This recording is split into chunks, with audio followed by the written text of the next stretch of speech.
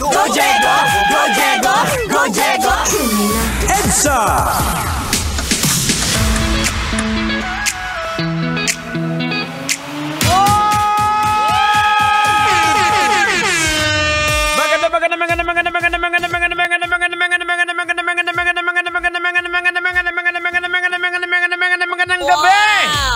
German Mega Manila ang oras natin. We got 31 minutes after 7 o'clock in the evening. Oy, batiin lang natin at again, congratulations kay Sir Jerry Napoor na nakarating sa kanyang oras at nakuha niya ang tumataginting na 2,000 pesos! Dala-dala kasama ang misis at ang kanyang anak. At mga kabisyo, ako po ay isang witness na napakabuting ama to ito si Sir Jerry at napakabuting asawa dahil diretso kaagad kay misis ang 2,000.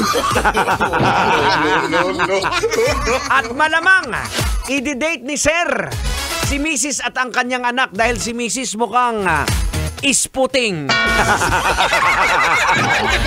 Well, enjoy, sir, at congratulations po, again, Sir Jerry Napoor. Napakabuti at tao. Napakabuti dahil inuna ka agad, inabot ka agad kay Mrs. Sikto ka agad. Ayun ang mga kabisyo, eto na po. Pag-usapan na natin to, huwag na natin patagalin to. Ako, eto na. Nagsalita na ang jowa ni Carlos Yulo na si Chloe San Jose patungkol sa chismis na ipinapakalat ng social media personality na si Zian Gasa. Oh no! Oo, kasi patungkol ito sa umano'y pagsiselos niya sa sports occupational therapist ng two-time Olympics gold medalist na si Kaloy. Kaya hindi ito maipost sa social media o mapasalamatan man lang sa mga panayam sa media. Oh no! Pambihira. Ito yung post ni Zian. Kaya sabi niya, chismis from a very reliable source. Hindi daw pinapayagan ni Chloe na i-post ni Carlos Yulo yung coaching team niya kasi daw ayaw nitong masapawan. Kaya pala silang dalawa lang palagi ang ina-upload ni Kaloy. Nagsiselos pala si Chloe. Ayon yan sa post ni Zian. Oh no! Pero sabi naman ni Chloe, remember someone today. Si Chloe pa nang isirak yun. Hindi, ito sabi yung pahayag ni Chloe na magkaibigan naman daw sila ni Coach Lynn Hazel at wag daw maniwala sa mga chismoso.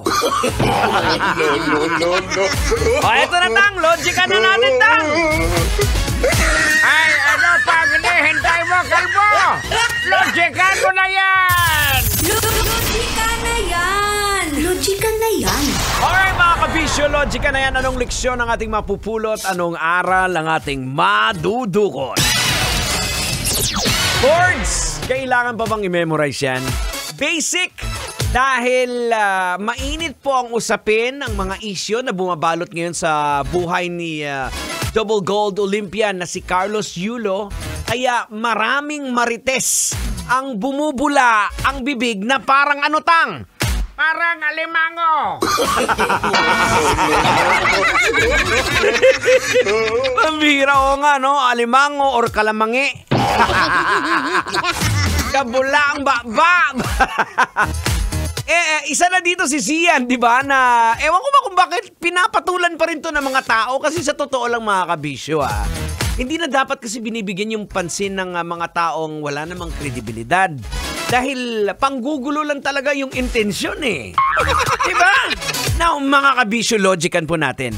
Ang mga tao po ay nagchichismis at nanggugulo sa buhay ng may buhay dahil una sa inggit. Oh no! Yan po yung sa mga rason Unang-una po sa inggit, kakulangan ng sariling kasiyahan din, at paghahanap ng atensyon. Well, kadalasan ito po'y dulot ng kawalan ng sympathy, maling impormasyon, tapos sasabihin pa, reliable na chismis. E di pag sinabi mo kasing chismis itself, hindi siya reliable. Meron bang reliable na chismosa? Ang bihira naman, no? Ay, nako. Mga kabisyo, oras natin. We got 35 minutes after 7 o'clock and you are still locked in right here. Metro's number 1. This is 90.7 Love Radio. Good evening, Metro Manila. Kailangan pa bang i-memorize yan? Love Radio. Basic!